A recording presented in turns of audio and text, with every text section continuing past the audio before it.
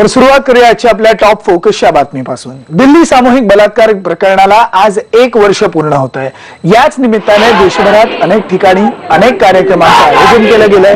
गेल्या वर्षी 16 डिसेंबरला रात्री चालत्या बसमध्ये सामूहिक बलात्काराची घटना घडली। या भीषण घटनेनं संपूर्ण देश हादरून गेला होता। या घटनेत एकूण 6 आरोपी होते, त्यातला एक अल्पवयीन आहे। राम सिंग या आरोपीनं तिहार जेलमध्येच आपल्याला माहिती आहे आत्महत्या केली।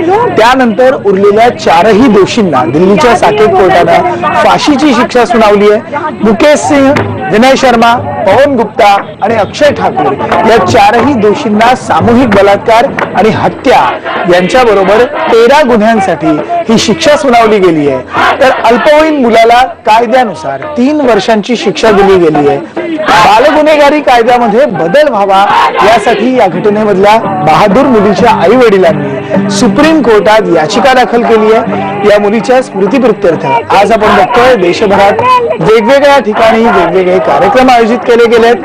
हा दिवस जो आहे तो महिलांच्या संरक्षणासाठी प्रतिज्ञा दिन म्हणून पाळण्यात यावा अशी मागणी भाजपचे दिल्लीतले मुख्यमंत्री पदाचे जे उमेदवार होते हर्षवर्धन यांनी केली। आज इंडिया गेट असेल किंवा मुंबईमध्ये असेल, देशामधल्या वेगवेगळ्या भागांमध्ये आज निदर्शनं केली गेलेली आहेत। निर्भयाला आज सलाम केला गेलाय।